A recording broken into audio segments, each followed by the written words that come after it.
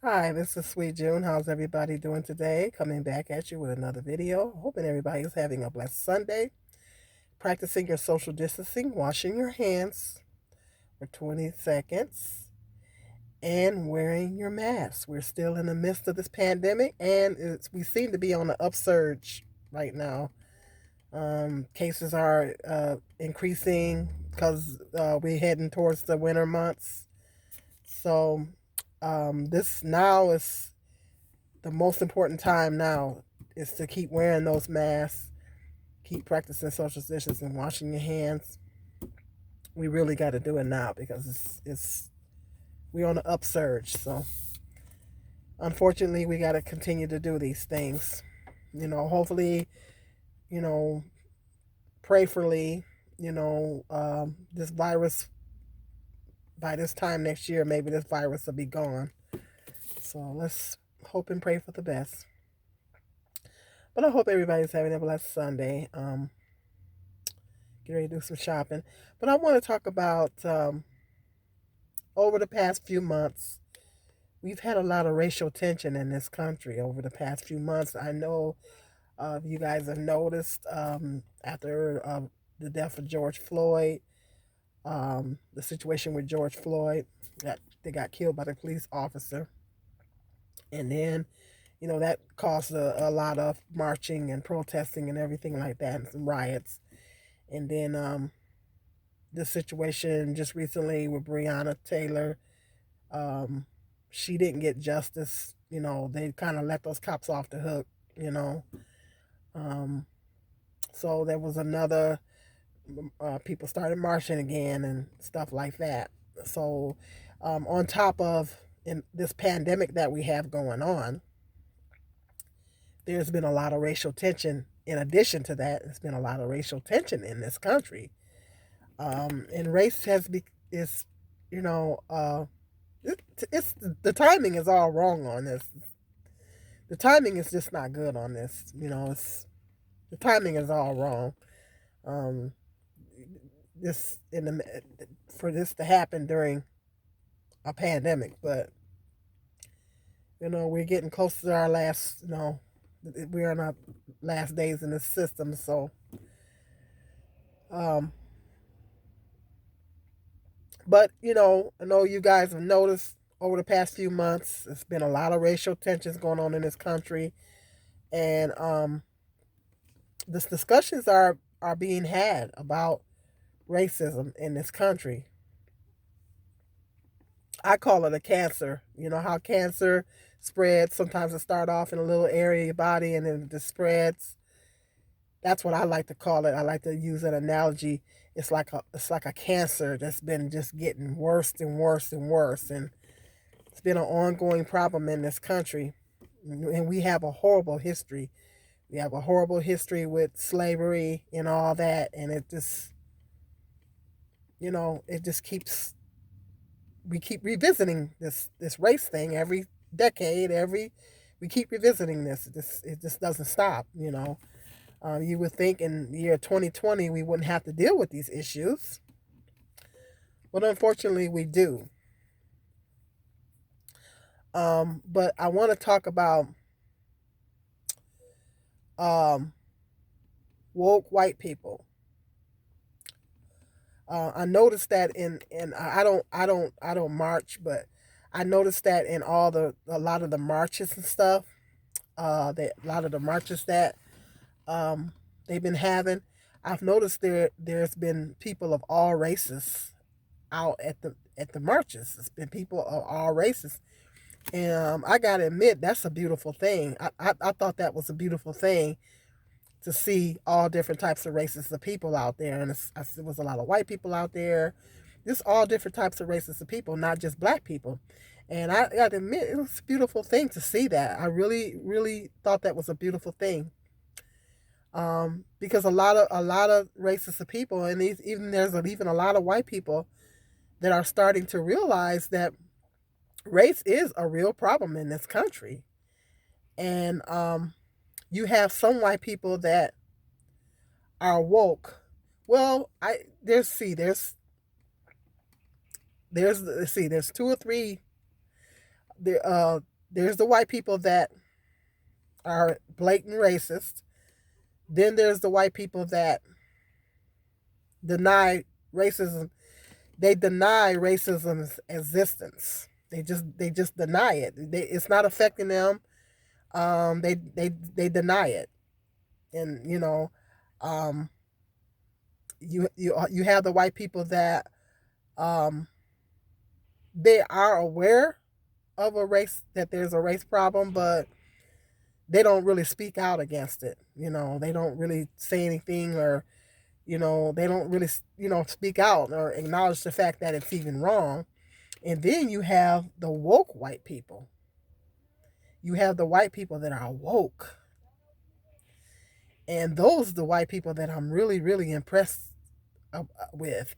I was listening to a man on here. His name is Don Dixon. Jane Elliott is a big, my girl. I love her. If you guys are familiar with Jane Elliott, I love her. I love her. She speaks the truth. She speaks the truth. I love it how I think she's wrote books. She done the Oprah Winfrey a few years back. She did the brown eyed, blue eyed. She did it at a college too. She did the brown eyed and blue eyed um, test, where she separated the brown eyed people and the blue eyed people. And she told the brown eyed people that they couldn't have nothing to eat, or they couldn't have nothing to drink, or whatever. And then, but she treated the blue eyed people. It was like she was trying to teach the people about racism. It was a lesson about racism. And I think she's wrote some books. I love her. She is that is one white woman that is woke, and she speaks the truth. When you hear her speak, she speaks the total truth. I mean, she really tells it the way it is. And like I said, there's a man on here. His name is Don Dixon, and he said that he actually used to be a white supremacist.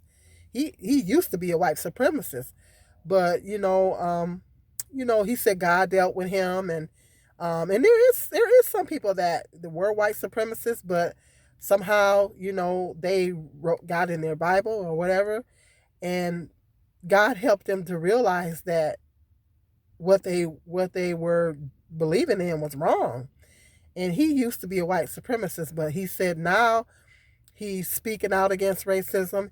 He has a channel here on YouTube. His name is Don Dixon, and he speaks out against racism. He tells the truth, and I love it how he's raw with it. I mean, he cuts right to the chase, and I'm very, very impressed, because what happens is the point that I'm getting at is that the woke white people, the white people that actually speak out against racism and try to educate people on, particularly white people, on education, or on racism in this country, and how it's in the system, systematic racism, everything. Their voice has a lot of power. Woke white people, when they speak out against racism, their voice has a lot of power. What happens is when black people, I've tried to educate white people on racism, and when I've tried to educate, I get frustrated. I try not to have that conversation with white people for the most part, because it's really frustrating, because um, they're in the one of the categories that I just described. In most cases, they're in the denial. They're trying to deny racism even exists, or they don't want to acknowledge it. They don't want to acknowledge the fact that it even exists. So in most cases, when you're talking to, and you're a black person, and you're trying to educate white people on racism, I've even been accused of being a racist, because I was actually trying to educate and try to educate someone or speak out against racism, and I really hate that. I hate that. I hate that. How are you calling me a racist for speaking out against racism or trying to educate you on racism? This is something that we as black people experience. And, we we're not going to suffer in silence. We're just not going to do it, and we're going to tell it like it is, you know. And I was talking to a lady that I used to work with, another assisted living that I used to work at. Me and her got kind of close. We got real cool, and different religious beliefs. She wasn't cool. She didn't really believe in Jehovah's Witness, and we had different religious beliefs. But we used to actually have some good discussions, which gave me an opportunity to be a fine witness to her. But we used to actually have some pretty good discussions about religion. But we would, on the things that we didn't agree on, we would agree to disagree. But on the things that we could agree on, we was able to have some pretty productive conversations. And me and her got really cool. We got kind of close and everything. And on Facebook, we had a discussion on Facebook, and I can't remember everything that I said to her. She put some type of a post up. I can't remember what she said, but I told her, I'm trying to remember everything I said to her. I told her, I said, if you deny that racism exists, you're part of the problem. If you're denying that it even does, or you don't want to acknowledge the fact that it exists, you're part of the problem. And I told her, I said, I don't want to think about racism. I said, I love everybody. I said, I love people, everybody. I told her I love Jehovah, I love Jesus, and I love everybody. I love my black and my white brothers and sisters. I said, I love everybody. And I said, but, and I told her, I said, I don't want to think about racism. And we were talking about, I think we were talking about the Breonna Taylor situation. But I told her, I said, I don't want to think about racism. I just want to be a human being out here. I said, I just want to be a human being, and I just want to live. I don't want to think about racism. I said, but every time I look up, I'm constantly being reminded that we're not equal. And that's what I was trying to educate her on. I'm constantly being reminded that we're not equal. I said, I don't want to think about racism. And that's basically what I told her. I do not want to think about racism. And she was like, well, I'm not part of the problem. And, I love everybody and I'm not part of the problem. But I told her, I said that if you deny racism or you don't want to acknowledge it, then you're part of the problem. I said, can you honestly say that, and so, but these, when you try to, as a black person, when you try to educate white people on racism, and then when I worked with her, I would try to educate her on different things. I would try to educate her when I worked with her. And a lot of times, when you try to educate white people on racism, and the different things, that the injustices and stuff that's going on. And I think I told her that I had been profiled. I told her I have been racially profiled. My sons are racially profiled on a regular basis. They've been racially profiled many times. I've been racially profiled. And I said, we can't make this up. I said, we can't make this up. It happens. And I basically try to tell her, that and a lot of people, that this is something that's happening. It does exist. This is a real issue that we as black people have to deal with. And what happens is I get frustrated, having that conversation a lot of times with white people, because they do go into denial, or they make excuses, or they try to, or whatever, or the worst case scenario, they try to accuse you of being a racist. So, and I've went into blogs where black people try to educate white people in the different blogs and everything. And the white people, you just can't. I've had discussions with people in blogs and stuff, and trying to educate, and then they, it's like talking to a brick wall. It really is. It's like talking to a brick wall. You just can't seem to get through. They don't want to acknowledge it. And so when woke white people like Don Dixon and Jane Elliott, when they speak out, their voice is power. Their voice is powerful. when because of the fact that they are white and they talk about racism and they educate people on racism, white people will listen. They will actually listen to them more. Whereas when a black person tries to speak out against it, then we get accused of being racist, or it's just they don't receive it. They just don't receive it. But when white people speak out against it, I love it when they speak out against it. I love it when they actually educate people on racism, white people on racism, because it's so powerful coming from them.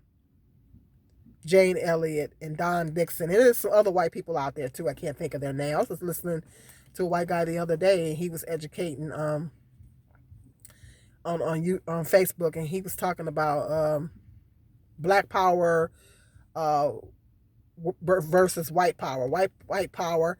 He was talking about when white people say white power, it's a racist supremacist thing, whereas black people say it for equality. He was trying to educate people on the differences between why white people say white power, some white people, not all white people, or versus black people saying black power.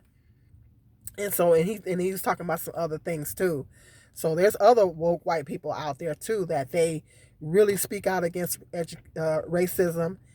They educate people on racism, and like I say, their voice holds a lot of power, and white people will listen to them.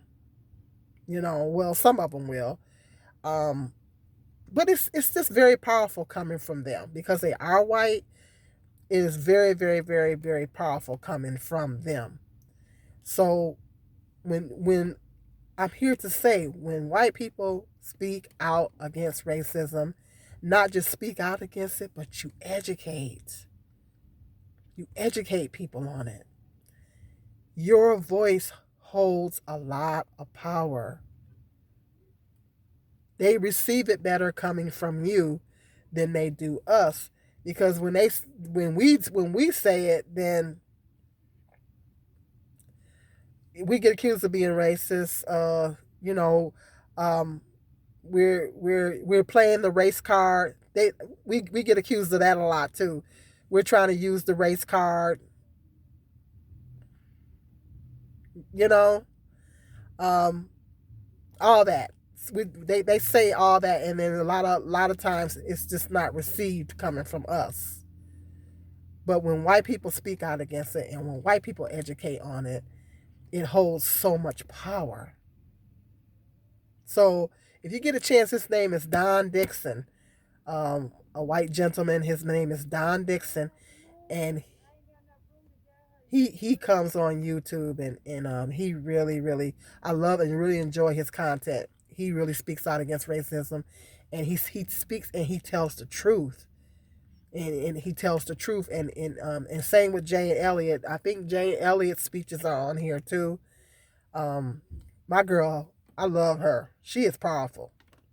So if you get the opportunity to catch those two, and I'm sure there's lots of other woke white people out here too, their voice is powerful. It's very powerful, especially at a time like this. You get the opportunity to not only just speak out against racism, but educate people, white people in your community, white people in your family. Educate them. It makes a huge difference. It holds a lot of power coming from you. So that's just what I wanted to say. I was looking at his video last week, and I was like, yeah, I'm gonna discuss that. Hold a lot of power. It holds a lot of power. I'm gonna get in here and get my shopping done. And you new to my channel, hit that subscribe button, the like button, and the share button. Have a blessed day. Peace and love. This is Sweet June.